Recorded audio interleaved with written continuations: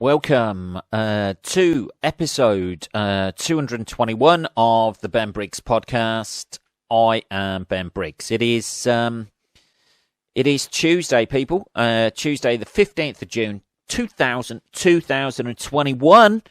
And I hope you're doing well out there, people. Really concerned with how you're doing right now.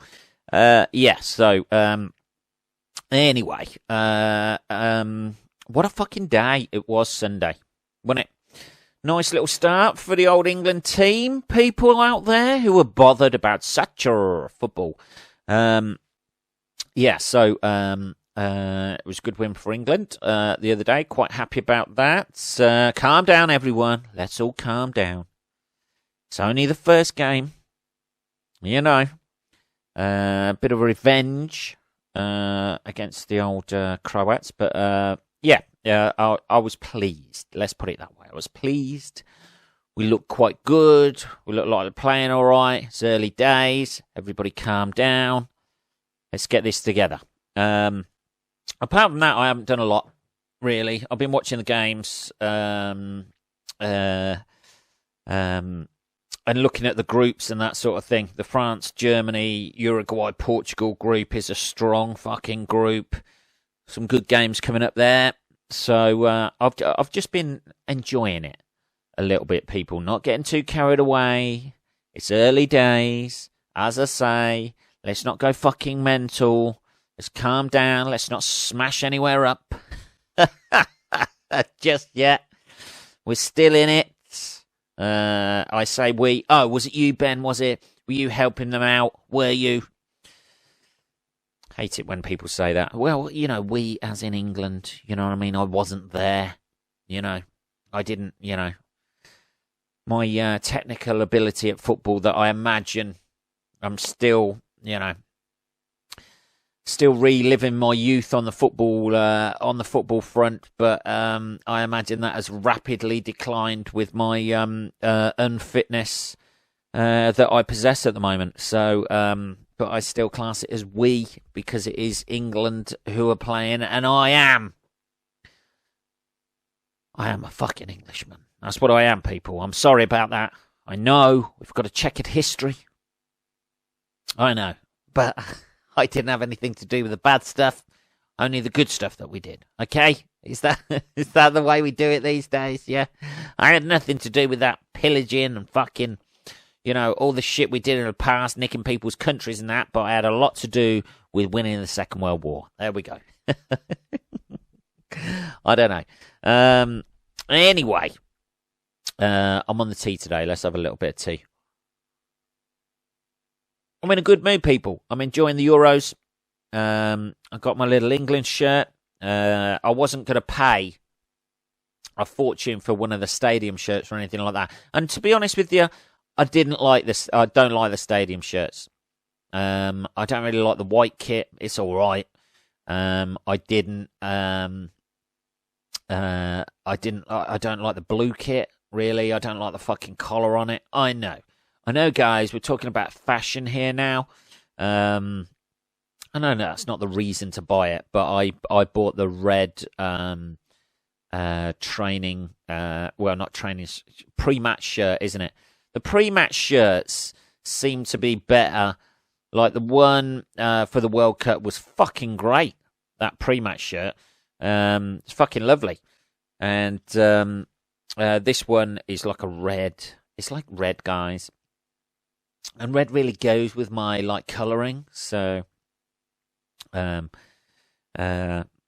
ago, my mum used to be a colour analyst. That was it sounds a bit rude, but yeah, she used to do that. Match people with their colours and shit like that. I don't know. I just thought I'd throw that in there. Random thought just come out. Hey man, you better not be wearing green. Green doesn't suit you. But I quite like green. It don't fucking suit you. You fucking take that jacket off right now. Anyway, talking about green things. Here we go. Seamless link into something that I couldn't quite wrap my head around. I'm going to need a sip of tea before we start this, people. There we go. There was a crocodile crocodile named after bin Laden. I imagine, I don't know whether it's flown any towers, flown any planes into any twin towers or anything like that. But this crocodile named after bin Laden has been terrorizing a village where he's eaten 80 locals. It's got a bit of a, gets a bit peckish for humans by the sounds of it. Osama, a Nile crocodile believed to be over 75 years old, wiped out a tenth of the population. Fuck me. Jesus fucking Christ. In the small Ugandan village of Luganga, between 1991 and 2005, it even jumped on fishermen's vessels. I mean, we've all started a box of chocolates, haven't we? And thought, oh, fucking hell. You get halfway through and you think, oh, I might as well finish them. They're only going to sit there cooling to me. That must be the same effect that those villagers have on that crocodile. An immortal, in brackets it said, bloodthirsty crocodile named after bin Laden has eaten 80 villagers, terrorizing adults and children for years. Osama, a Nile crocodile believed to be over 75 years old, lived in Uganda's Lake Victoria for most of its life. The reptile used to snatch children. After about 10, the villagers go, right, we've got to fucking deal with this shit. There's 10 people been eaten by this fucking crocodile. We need to put this on our top priority list. We are drastically losing manpower to fight back against this crocodile every day. 80. Jesus. Okay, we'll let it have 10 more, right? And then if it has any more after 20, then we're really going to have to prioritize killing this crocodile. Couldn't they, I don't know, couldn't they just put like a fucking, like a mannequin by the water as if it's like getting thing, the crocodile comes up and then they fucking kill it? It looks like it's been killed. Osama the crocodile killed 80 villagers. It looks like it's been killed there. The 16-foot-long beast wiped out a tenth of the population in a small village. The reptile used to snatch children as they filled buckets of water at the shore of the lake. Jesus Christ, that must say, go and get us some water. Fuck that shit. You fucking go and get your water. I'm alright. I ain't thirsty, man. I ain't thirsty. If you're thirsty, you go down to the river and see Osama. Or swim beneath fishing boats and purposely capsize them. At one point, also started jumping into fishing boats. It's got a bit too cocky there. Into fishermen's wooden vessels before carrying off people to kill them. Oh, that's fucking horrendous, man. Imagine that. There you are, just doing a bit of fishing. The next got a fucking crocodile around your throat. One of the victims of the croc's attacks was a local fisherman whose tattered clothing was discovered floating on the water. It's like fucking some sort of Jaws shit going on, isn't it? Another man witnessed and survived an attack by the fearsome reptile, but his brother was not so lucky. Are you sure this isn't just a fucking serial killer who's in the village? It's got a crocodile disguise kit on. It seems a lot, 80. Surely, after 40, you think, right, we need to relocate this village. Can we not relocate this? The Sydney Morning Herald spoke to Paul, who was rowing in the back of his boat as his brother Peter fished from the front when Osama leapt in and snatched him. Jesus Christ. It does look fucking huge. Some villagers wanted to kill the crocodile, but were told they could not do so. Why were they told that? He recalled Osama just emerged from the water vertically and flopped into the boat. The back of the boat where I was sitting was submerged. He tried to seek help, but the crocodile latched onto Peter's leg with his giant jaws and began to pull at him, trying to get him into the water. Peter was clutching the side, screaming. They fought for about 5 minutes until I heard a tearing sound. Oh, fuck. Ah, that's brutal. There is actually, in the news article, that got a picture of Osama bin Laden.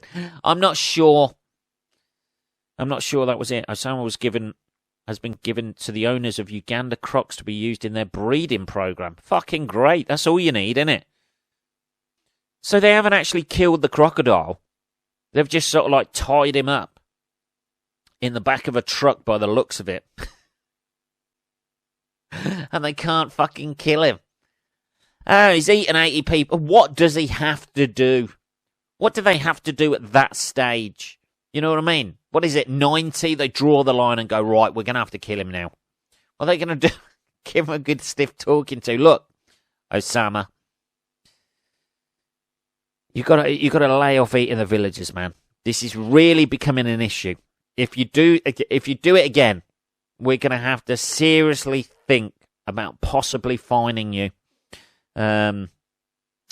Turning and any more than 10, and you're going to be a pair of boots. Peter shouted, "He's broken my leg." Then he let go and was dragged into the lake. A few days later, we found his head and his arm. Oh, fucking hell. This is a fucking horror story. Villagers started asking for help, and in 2005, the croc was captured with the help of 50 local men. And why is this story just coming out now? Some people wanted to kill the reptile, but wildlife officials told villagers they could not kill the beast with impunity. The beast has impunity, I imagine. Why is this story come out now? I have no idea why. 2005. Have we just heard about this? Is this it? Fucking hell. Look at all the villagers round it. It is that big because it has been eating your family. That's why. They've got fucking rope round it and shit like that. It still looks like all the villagers are still sort of like quite far away from it. Just going, oh, Jesus. What are they going to do? Cut his belly open and find like your fucking cousin? I don't understand why they couldn't kill it. Why it needs to... Surely putting it into a breeding program, it's got the taste for human flesh. Surely that, you know, that is something you need out of the crocodile gene pool. If there's anything that you need out of a top predator gene pool, it is an animal that has a taste for human flesh. Maybe, you know, it's some sort of population control in Uganda. I don't know. Maybe it's just going to, like, release it onto another village. Oh, shit, there's fucking a real housing problem in this village. Don't worry, we've got just the thing. We can fix this. Call up the Osama hotline. Not that one. Jesus fucking Christ. I don't know. It's a bit, fuck's sake. Jesus Christ. 80 people. You know, it's nice, though, that he didn't, you know, he didn't eat the head of the brother. That's nice. At least you get something back, don't you? You know, something to bury. You've got his clothes, you've got an arm and his head, and the rest of it is just probably stuffed under a log somewhere. That's what they do, isn't it? They tenderize you up, or is that just me? That just me believing Hollywood movies like Crocodile Dundee. Is that it? They wedge you under there, don't they? Wedge you under there, tender you up a little bit. Lost his grip on me. Talked him out of it. Is that it? You're just out here fishing? So the reptile was given to the owners of Uganda crocs to be used in their breeding program. They hope that he will sire hundreds or even thousands more giant crocodiles whose skin can be turned into handbags. Ah, right, okay. There's always a bit of profit there, isn't it? We ain't going to kill him because we want to fucking make money out of him, all right? I know he wiped out 80 people in this village, but we've got to think. Rich people need their fucking crocodile handbags. Come on now.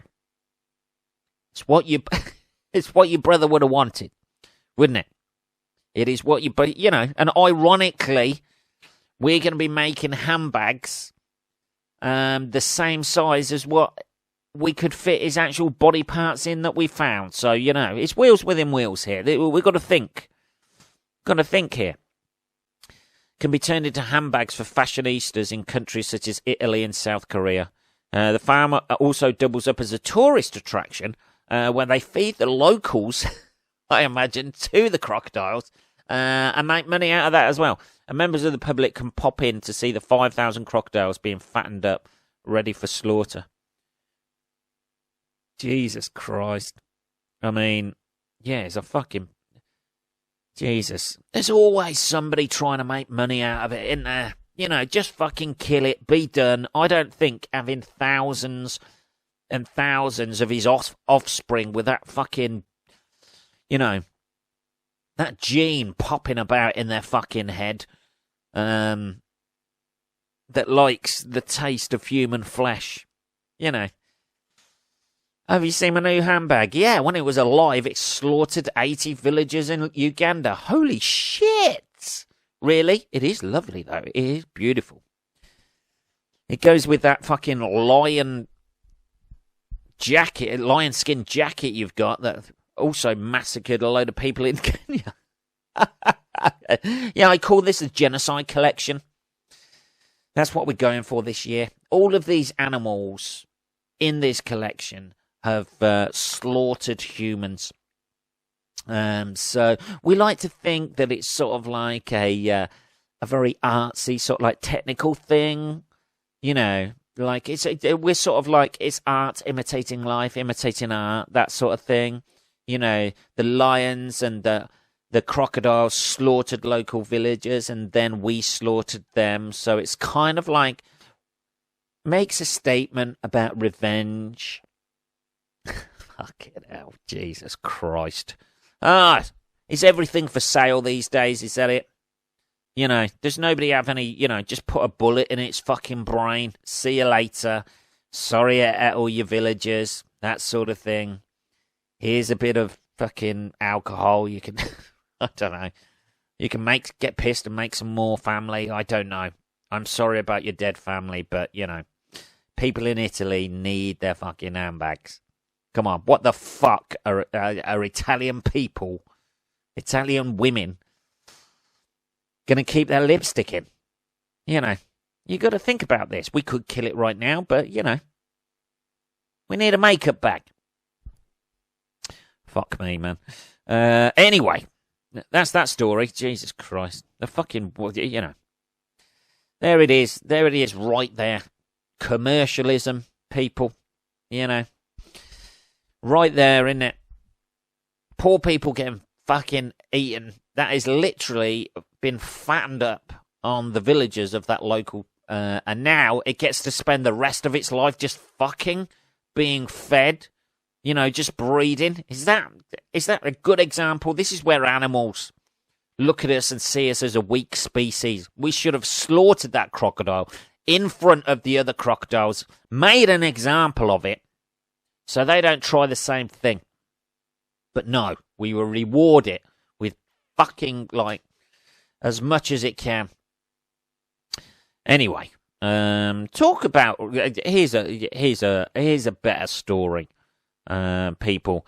Billionaire Stacey Scott gives away £2 billion more. Apparently, here's a billionaire who's not going into space. Let's have a little bit of tea before we start this.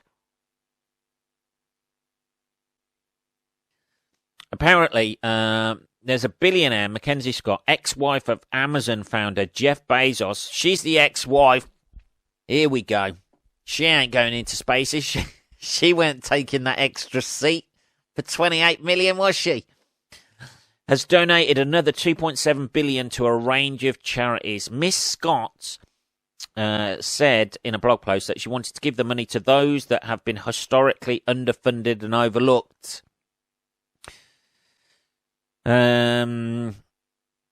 She's donated it to a crocodile farm in Uganda. She wrote that she had chosen 286 organisations working on racial inequality. They're not promoting racial inequality. I think she means surely that's working on racial equality. Yeah, is it working for racial equality on racial inequality? The arts and education. Here we go. Miss Scott is one of the world's richest women. Too fucking right. She's had Bezos, fucking bent Bezos over, hasn't she? Much of her fortune comes from a 2019 divorce from Mr. Bezos, who is currently the world's richest man. As part of the deal, Miss Scott ended up with 4% of Amazon's shares, having helped Mr. Bezos start the technology giant in 1994. The author has since posted about her charitable donations, such as in December when she revealed she had donated more than $4 billion in just 4 months to women-led charities, food banks, and black colleges. Despite the size of these donations, she is still the world's 22nd richest person, worth $59.5 billion. And that's 4% of Amazon shares. In a most recent blog post on Tuesday, she said again that she was keen to redistribute her wealth. Hey, over here, baby. Straight over here. Everybody is suddenly fucking... I bet everybody in her inner circle just slags off Jeff Bezos somewhat chronic. Just to see if there's a little fucking backhander coming away. I bet she never orders anything off fucking Amazon. Just to fuck him over. In this effort, we are governed by a humbling belief that it will be better if disproportionate wealth were not concentrated in a small number of hands, and that the solutions are best designed and implemented by others. To be fair, giving away $2 billion when you got $57.5 billion, it's not that much, is it? What's that? 2% of your, 4% of your wealth, something like that, around about that, innit? In 2009, she signed the Giving Pledge, promising to give away most of her fortune.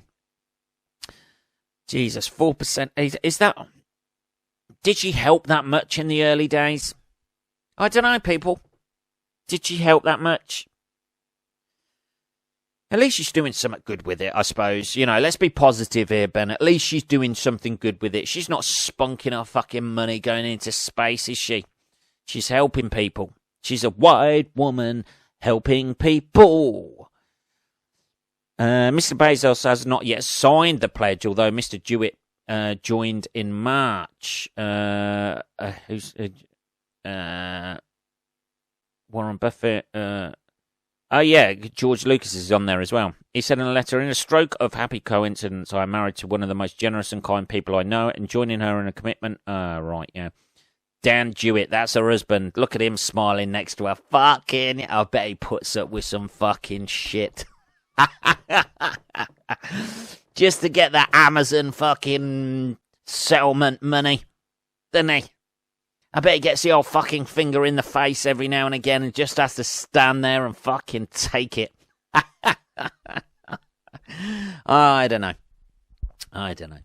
Anyway, let's be positive on this. She's helping people, isn't she? She's got $57.5 billion. She's given $2 billion of it away. The only thing with giving to charities and stuff like that, a lot of it's fucking wasted, isn't it? Unless you set up your own charity and you watch everything that's gone on. A lot of shit. Like, you think about giving to charity, every now, I want to see it direct, I'll give to homeless people and shit like that, but only really out of guilt. And if I've got cash on me, and I never have cash on me these days because I always pay with a card. Surely there should be some sort of thing that somebody invents out there where homeless people have some sort of card machine where you can just put your card on there and give them a donation. Because I don't know if that many people carry cash these days. I fucking don't, that's for sure. Everything's done by card these days, isn't it? Even parking, where you needed parking change or something like that, that's even done by card these days, isn't it? You can pay on your fucking phone, although I don't trust Apple Pay at all. I don't know, it just doesn't seem right paying with something on my fucking phone. You know what I mean? Holding my phone up to pay for something. It just doesn't seem right to me. I'm still sort of like plastic fantastic. Let's have a bit of tea.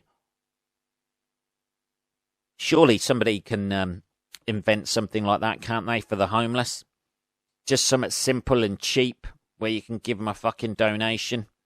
I'm not I'm not saying everyone should be able to set up a fucking GoFundMe account or something like that, but, you know, they do it on taxis, don't they? If you can get a mobile phone to a fucking home, you know, I don't know. I don't know the logistics of it. Hey, I'm just coming up with ideas here, people. You know, something that's wipe easy. Can wipe stains off easy. Something like that. I don't know. I wouldn't have it as white. You know, maybe a dark colour. Doesn't show the stains. You know, something where you can, you know, easily empty out breadcrumbs or whatever. I don't know. Maybe I'm using stereotypes there, but there's got to be something. Somebody can come up with some sort of homeless thing, can't they, to help homeless people out with that? They must have taken a dip. Do they? Homeless. Less money due to cashless society. Is that it? Spare change is dying. There we go. 2018, it says, spare change is dying. The UK's homeless people are worried. Yeah. You see, we've identified a problem. Fuck this. You don't need £2 billion to do it. Surely there's got to be a way to kit out, you know, I don't know, something that homeless people are given where you can just put your card on there. People probably wouldn't trust that, though, would they? You know what I mean? Are you trying to scam me, homeless guy? People seem to be more generous the first time Natalie became homeless. 4 years ago, her dad had moved abroad with his partner, and she had moved in with a boyfriend. They broke up in 2004. Natalie, since becoming homeless again, Natalie has noticed that more and more people have apologised for not having change. Yeah, you see, you've got to make the effort to get change, haven't you? Then you've got to make an effort, you know, like you never know when you're going to run into a homeless person. Do you? But there's got to be something. They've got to, you know, there's got to be some technical fucking thing out there. Credit card for homeless. Credit card for homeless. Is it? Sorry, I've only got card. Yeah. There it is. You can now give money to homeless people using contactless in the city. This is fucking London, isn't it? But does it go directly to the homeless person in front of you? I don't think it does. Help with real change, not small change. Yeah, this is one of these fucking charities that they set up where everything gets funneled into fucking leaflets and paying fucking some big CEOs, directors. I want to give it to the geezer sitting in front of me with a fucking one-eyed dog. That's what I want to do. I don't want to give it to one of these fucking charities. I want to, you know, I want a bit of a sob story in front of me. I want to be able to judge for myself whether he is actually homeless or just a geezer just sitting there with a one-eyed dog. What did he do to the other dog's eye? That's what I want to know. That I want the story. I'm joking, obviously. I don't know. I think that's an idea out there where we can change the world, people. Some sort of like cashless way of donating to a homeless person in front of you. If they've got a phone, I suppose, like, and they've set up an app but then that'll go to PayPal or something like that. A certain percentage goes to them, doesn't it? But I suppose it's better than nothing. You see a homeless guy with a mobile phone and you instantly, like, start to question, though, I suppose, don't you? You know, there is a certain amount of poverty that you expect from a homeless person. And I imagine, you know, if he's sitting there with a fucking, you know, brand new iPhone, you're going to question that a little bit. If a homeless person has a better phone than you, I have a fucking shit iPhone. What is it? X something? iPhone X, is it? Something like that. I don't know. Donate. It says on here, donate £3 to homeless charity Beam by tapping on the contactless device. But how much of that does get funneled down to the fucking homeless guys and women and people who don't identify as either of those? I am a guy who earns 60 grand a year, but I actually identify as a homeless person. Does that count? No, it doesn't. No, it doesn't. Anyway, people, we are on 29 minutes. We've been a bit around about the houses today, haven't we? That was episode 221 of the Ben Briggs podcast. If you have any questions, just message me at podcast@benbriggs.co.uk. I will be back on Saturday, motherfuckers.